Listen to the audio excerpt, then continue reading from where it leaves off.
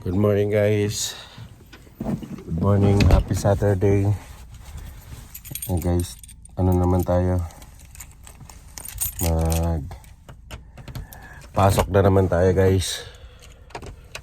Yan. Ay. Na.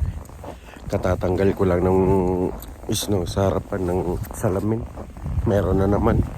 Kasi ngayon guys, so snow na naman kasi oh. Okay. Yan, kalilinis ko lang. Meron na naman. Painit na ako guys kanina pa. Brushing ko muna saglit guys. Tapos alis na tayo. Sensya na guys, magagalaw yung camera pa. Yan. Para makita natin yung harapan. Madulas pa naman yung kalsada ngayon guys. Nag-shovel ako kahapon. Tapos tambak na naman. Ay nako, wala talaga.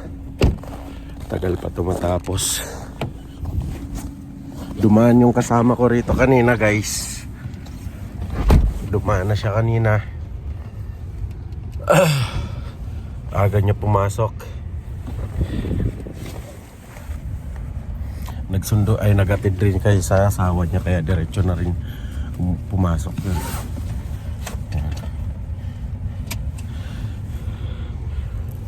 Lakas ng heater. Yan. Let's go guys. Sensya na guys kung malabo yung salamin kasi yung snow yan. Yan. Baka matanggal pag pinandar na natin. Dito tayo daan para diretso.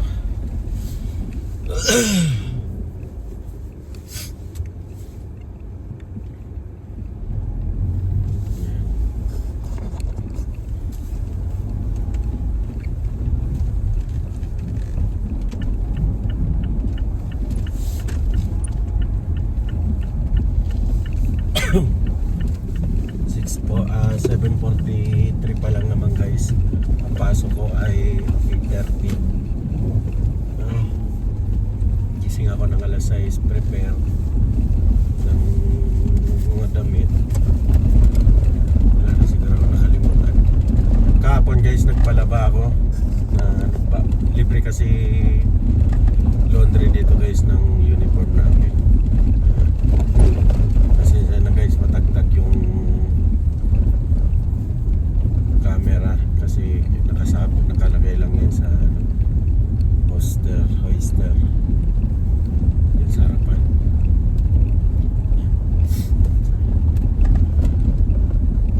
Ewan ko lang kung mamaya guys mag-bulldozer tong itong tawag nito kalsada, kasi tambak na naman yung snow sa gitna. Matigas na naman kaya ang kalsada medyo lubak-lubak. Eto, inuna na nila dito guys oh. Nauna na to, yan. Di makikita nyo yung gitna guys. Yan. Natambak na nila yung snow sa gitna. Kasi sa Monday may pasok na yung mga bata guys dito. Yan. School kasi to. Pero hindi dito sa nag-aaral yung anak ko. Nag-aaral lang anak ko dun sa kapila. Ano to, Catholic. Yung sa public school sa Monday. Start na, pasukan na naman. Madami na naman tayo obligasyon ngayon guys ang gagawin. Atid, sundo,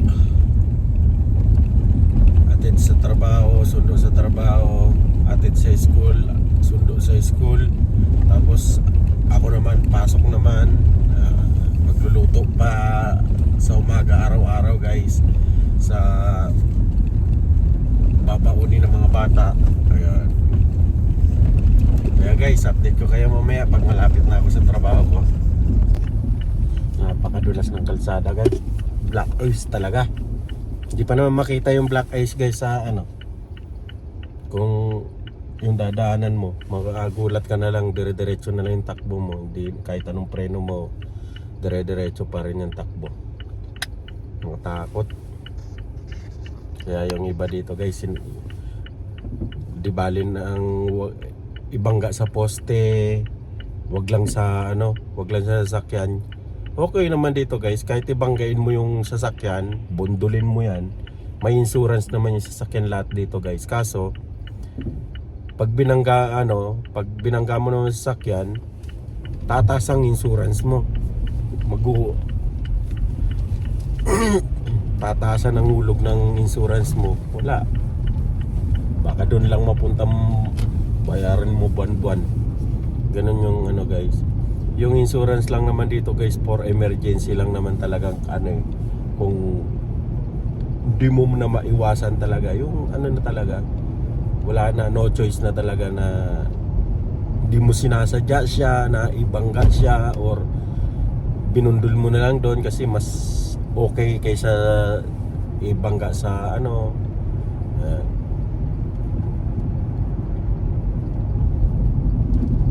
ang problema dito. May insurance kang binabayaran for abang buhay, pero yung guys, yun, gaya niya black ice yan hindi makita, kaya tandaan lang tayo guys talaga. Umaano yung sasakyan, yung sumasayaw yung pagpuwi preno, grabe naman, napakatakot.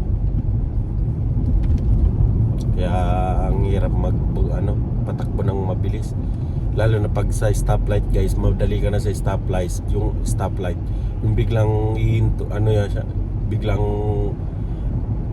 mag-yellow, tapos alanganin ka, pag preno mo dire-diretso ka pa rin. Kung yung sa kanan o kaliwa mo mag-go, hindi ka napansin, salpok talaga guys.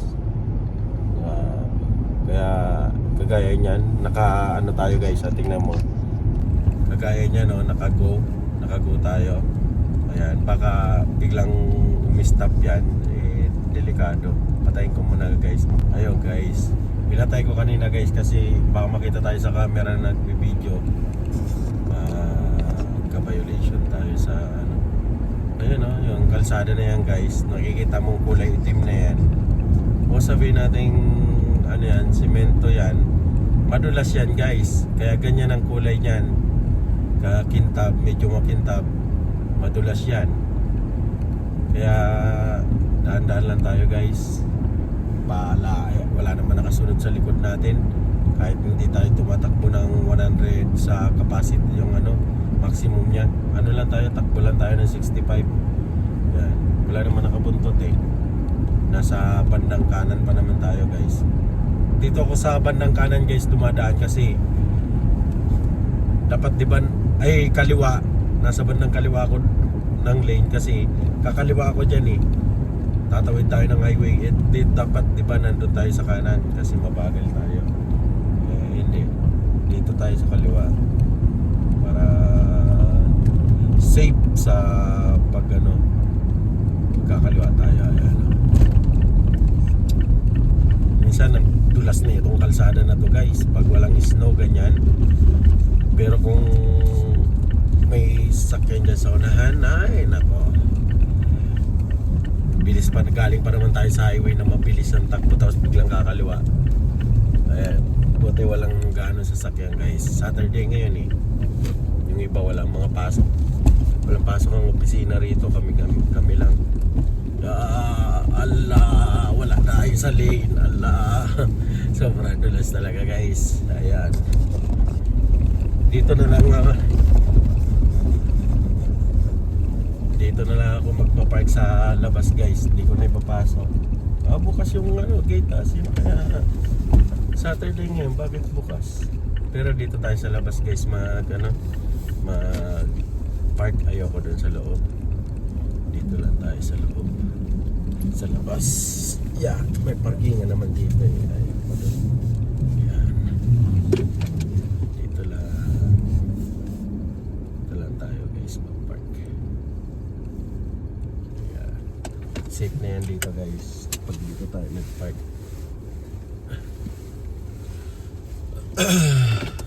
Ayusin natin ang mabuti guys.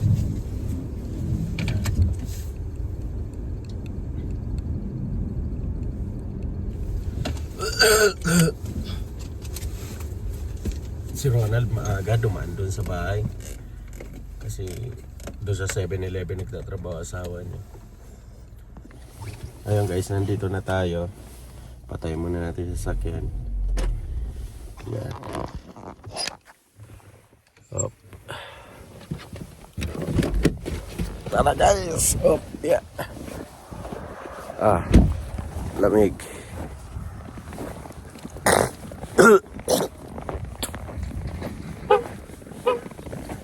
Yan.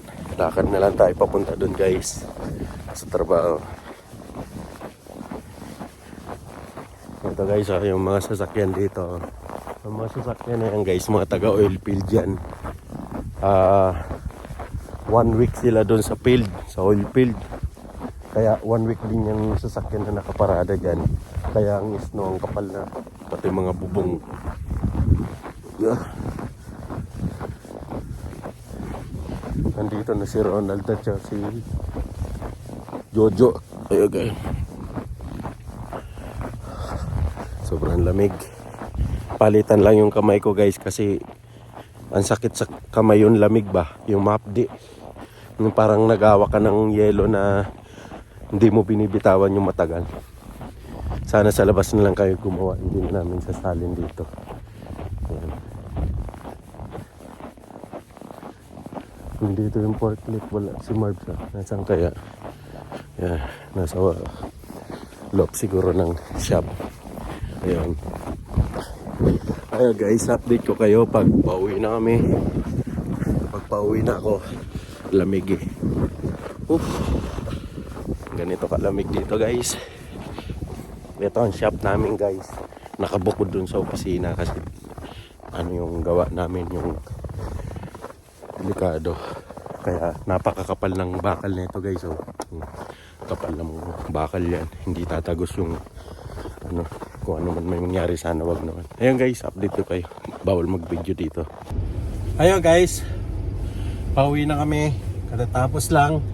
Tapos kami ng 12:24. Grabe, ang lamig.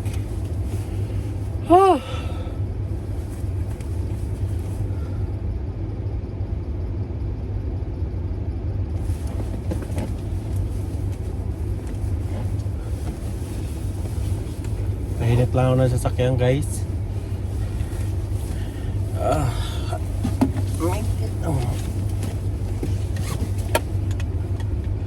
Tapos lang namin mag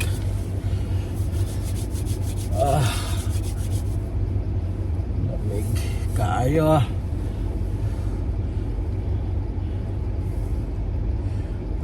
12:25 kami natapos guys, pauwi na kami. Bali bukas 8:30 naman ang pasok. Ayun, tayo naman tayo. Nag-snow, hindi ako mag-shovel doon sa bahay guys. Gutom na ako, wala akong almusal kanina. Kaya kain tayo na naman pagdating. Ay guys, update ko kayo mamaya. Grabe, dulas ng kalsada guys. Yan, kung makikita nyo, takot mag-drive. Takot talaga ako guys, natatakot ako mag-drive ngayon pag ganitong panahon. Yung isa, diretso yung isa. Nasa gitna na siya uminto. Atras siya. Kasi madulas nga guys ang kalsada, matras siya.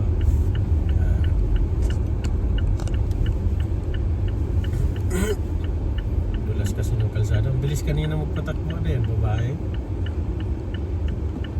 Babae yata yan. Lalaki. Ang bilis magpatakbo niyan. Grabe. Makaarunot. Walang takot pa sa ano. Tayo takbo lang tayo ng ano, mga 60. Tama na yan. Bahala na sila mag-ano kung mamadali sila o hindi. Basta tayo, takbo lang tayo ng malinis, maingat. Lalo na pagdating ng stoplight guys. Yan, di ba? Nagdidilaw ka agad. Eh kung nabiting ka dyan, oh, ay dire-diretso pa rin yung sasakyan ko guys, oh. Nakapreno na ako niyan. Patay tayo dyan. Grabe. Baka dulas talaga ng ano, kalsada.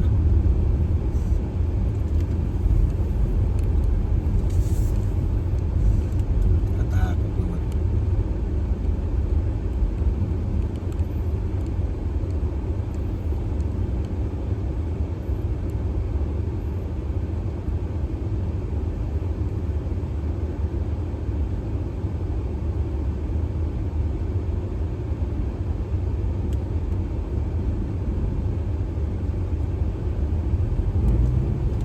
Dulas.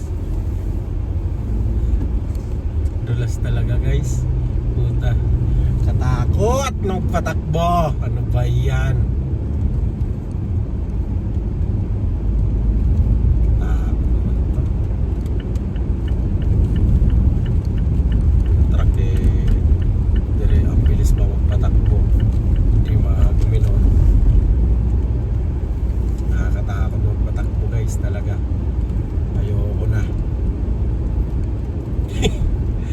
Kadulas talaga. Katakot.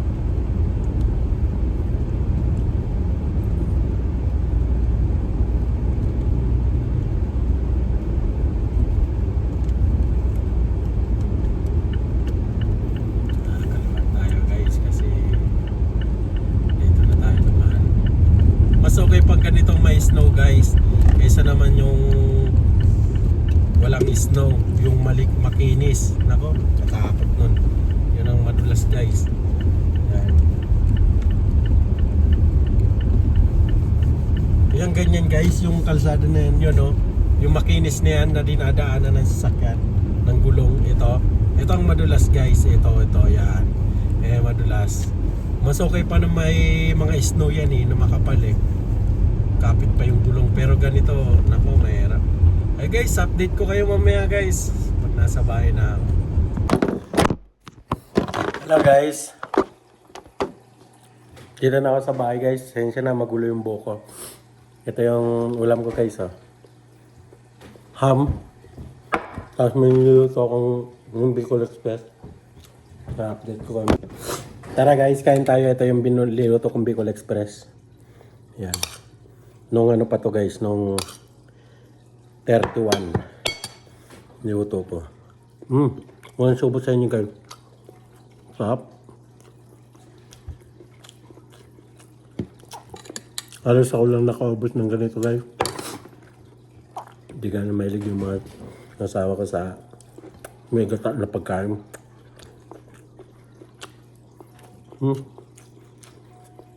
Sarap.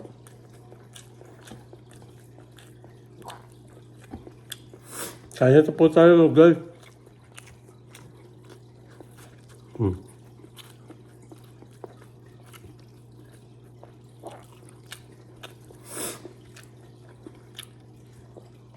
Yung sasakyan guys, pinark ko doon sa likod kasi andyan yung mga truck na nagbo-bulldozer nung snow sa gitna ng kalsada para hindi na ako mahirapan pala-pala nung snow dyan sa may gutter at saka doon sa may pinagpaparking ng sasakyan.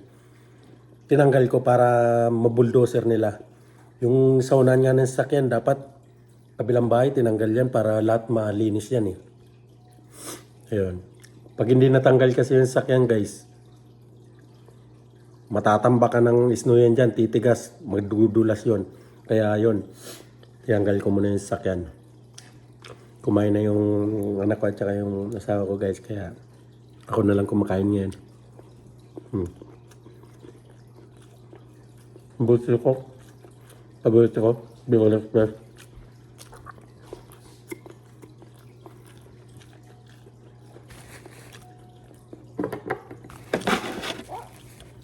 Ayun guys, maraming salamat and God bless po sa inyo lahat.